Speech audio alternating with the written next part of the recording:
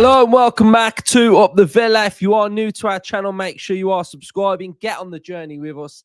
Comment your thoughts in the comment section down below and smash that like button for me. It helps me out massively. So, do we have a new formation, guys? You know that I am all over this, and I'm now going to delve into what we've seen from the first 2 games of pre-season. Unai Emery will have learnt a lot. I imagine Unai Emery behind the scenes last season was thinking maybe my formation, maybe my philosophy and identity needs a little bit of a change. Over the close season, I imagine he's had his head in the tactic board, having a look, different variations. How can we build up? How can we attack? How can we defend? How can we just be better? And I've always felt like a formation change is needed now. 2 seasons in a row, we've played with the 4-4-2. So a subtle change, I think, is needed. And it looks like Unai Emery feels the same way. We'll have to caveat that this is the first of 2 games, so we may revert back to our usual formation. But I imagine that this is something, and the glimpse that we've seen for Aston Villa moving into the brand new season. Unai will have learnt a lot. Why will he have learnt a lot? Because he'll have been able to see his ideas implemented in an actual game of football and in 2 games of football. I imagine he'll be analysing what he's seen from the first 2 games. He'll be looking at the patterns of play. He'll be looking at the structure, whether that's a defensive structure, an attacking structure. How do we cope on transition? How do we move the ball and get into our shape? So on today's episode, I'm really going to delve really deep into what we've seen from the first 2 games and have a look at what we've spotted from this brand new formation. There's a lot to go through. It's really in depth. It's really interesting. So stick with me, guys. And I think we're now starting to embark on the second phase of pre-season, possibly the most important part. All of our players back together. First phase, I think, has been good because it's been enabling Unai to have a look at this formation. Personnel, studying it. The analysts will be all over it as well. But it's got minutes into the legs of players that have been fairly absent from the season and injuries, etc. We know that Tyrone Mings was playing through a massive injury and he had to just play through it, and he was just a warrior through phases of the season. Never felt like he was actually 100% fit. Jacob Ramsey, limited minutes. Pau Torres, injured. And then we'd also got Boubacar Kamara injured as well. So core players like those, minutes into the legs, probably playing a little bit of catch-up, even though some of the players haven't really played the game yet. You're talking like McGinn, Cash, etc. But, you know, footballers these days, they come back in good shape. So I think it's good that we've got minutes into those types of players, and then the youth players as well. Unai's been able to have a look at. I imagine some of them will go to America as well. And then the next game is in America. Now, there's a big gap between the first 2 games and the Frankfurt game. We've got a week now. And you think, oh, you think we'd have a game in between, having played 2 games. But I think what this is going to have enabled us to do is that a lot of work in pre-season is done on the training pitch. Now, Unai Emery has got a core base of data from these first 2 games. Bring that now to the core squad of Aston Villa that can look at it, work at it, get into patterns, educate it. I imagine there's a lot of sessions that are doing video work as well, not just fitness. And then it's bringing that into the Frankfurt game, which is happening in a week's time. So really important. I think that everything in pre-season comes together. So what we're going to do, we're going to delve into this new formation. But I think before we do that, it's important to just take a little look at what the previous formation looked like as well. So 4-4-2, this formation Unai Emery played at Villarreal, Seville and Aston Villa. We know all about it. Now, what we've seen from this formation is that we've gone into sort of like a 3 at the back at times within this current system. So we've sort of worked with it slightly.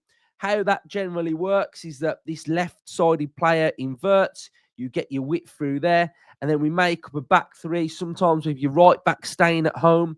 You've got width on that right-hand side. It means that your midfielder's got to come and screen that back 3 as well, which isn't ideal. We sometimes see the 10 dropping. We've got the left-sided player, and then you've got your striker. If we weren't to do that and we weren't to screen, what sometimes would happen if we go with more of an attacking right back or we want to attack the game, sometimes we'll see Boubacar Kamara make up that back three. So the back three isn't something that's brand new to Aston Villa, but I think the important part of this back three is that going into the games that we've seen against Walsall and Rostock is that we've gone with 3 out-and-out defenders, which is the important part of this and something that I like. Now, this season that Tyrone Mings did his ACL, in that pre-season, we saw games in pre-season with Mings, Konsa, and Carlos and Pau, etc. We saw that trialed, but we never saw it come into fruition. Now, Aston Villa's new formation that we've seen so far in pre-season works with a back three that transitions into a back two when Aston Villa are in possession. So we get width from both sides. So we get width from the left wing back and the right wing back. We've got 2 strikers, although we played with Jimo Aloba and Burrows, not out-and-out strikers within these pre-season games, but you'll get the picture of a striker in Watkins, Rodgers or Marlon. And then how we've generally worked is we've built up with a 3 in midfield, which I think has really suited Jacob Ramsey. Normally, we're in a double pivot, which is on a diagonal line. Last season, we evolved slightly, so they were on more of a horizontal. And Jacob Ramsey operated in that area. Now, within this formation, we did kind of see a double pivot shape. And what we saw from Ramsey was his ability to sort of roam in this sort of inside pocket through here, which I thought was really interesting. I actually felt like when I was watching Ramsey off the ball that he had a little bit more nous about him. There was a bit more of a partnership. There was a bit more of an understanding working within that three. Sometimes we saw Barkley pressing, but Ramsey in that role worked really well. Now, what we try and do is we build up here with Pau, Mings and Bogard. And when we're actually in possession, Bogard goes into this inside channel through here. You get your width out there with Garcia, and then we've got that 2 at the back. Now, with that 2 at the back, it enables us to work with a front 5. So Ramsey's gone into that front area through there. Width on both sides. Bogard operates through there. And then we work with this nice little box midfield. So the box midfield or the box defensive shape of Pau and Mings. And then we saw Barkley and Kamara. And then through there, you've got that shape of that box where you've got that shape through there. So you've got protection, protecting your centre halves. But then also, if we need to, we can have Ramsey that can come and cover that space through there. So where we start to get a little bit more protection from Pau on the left-hand side is where Ramsey can drop and fill in there. We saw that in the game against Rostock, that Ramsey came back and operated inside that little area through there as well. Or you can get your fullback or wing back through there as well, but they're going to be nice and high and wide as well. So that's generally a little bit of a breakdown of what we've seen from the actual formation side of things, and that's how we've been working within these pre-season games. Now, what we also need to take a look at now is we need to take a look at images of what we've spotted within the build-up of these games. So we're going to start with Walsall first, and then we're going to go into the Rostock game as well. I actually feel like the Rostock game, we started to see a more comfortable version. I think first half especially, I was really pleased with the structure and the shape of the team. I was impressed with sometimes how once we were having to defend on transition, how we were able to nullify the attack as well. So I thought that was pretty good from Aston Villa. So here we've got first phase for Aston Villa then. So what we can see here is Aston Villa building up with our back three. We can also see here now we've got that midfield area through there. So we've got the 2 central midfielders. We can also see that we've got that box midfield shape through there as well. So that's where our protection is coming from. You can also see that we've got a wing back on this side through here, wing back there as well. And then we've got Ramsey operating in that little pocket, like I mentioned. So you can see that we've sort of got that little midfield three vibe. If I'll just get rid of some of these so we can highlight where that midfield three is. So we've got the midfield three through there as well. So that was the first phase of what I spotted against Walsall. Now, the next image we've got through here now also highlights the box midfield for Aston Villa. So we can see the box in central midfield. We've got these four players through here, and then we've got width out wide with your right-sided wing back as well. If we now go and take a look at another image from this game, this is important because it shows what happened during the second half for Aston Villa. The second half, we saw a little bit of a shift in formation. So again, something different from Villa, different variation. What are we seeing that's a little bit different now? We know that we were seeing against Rostock, it was Bogard on the right-hand side who was making up that three. And Unai in the second half against Walsall, he went with Ozcan sort of making up that back three with Mings and TJ Carroll. And we can see a complete kind of shift in formation in the sense of we've just switched the shape slightly. We've gone a little bit more heavy on the left-hand side with more protection as opposed to the right-hand side, what we saw against Rostock. So if we go now and have a little look at Rostock, what we'll be able to see, I'll just move me over a little bit. So against Rostock, what we can see is we can really see that three at the back. We've got the three at the back vibe. We've got our two in central midfield. We've actually got our three in central midfield because, again, we can see that Ramsey is making up that three in the middle, that little pocket. We can also see wing back on the right-hand side, Unai in his nice little white cap that was very interesting to see him rocking that white cap. So again, the three at the back shape. And I think as we start to transition now and start to have a look at Villa progressing into build-up, what's the actual shape of the team looking like now? And I think, again, we can see Ramsey just picking up that little bit of space in that little pocket there, again, working in that midfield three. So we are now becoming a 2-3-5.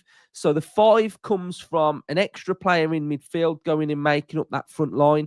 We've got the 2 forwards, we've got the 2 wing backs, and then 1 player dropping and making up that front 5. So you can start to see how Villa are starting to look.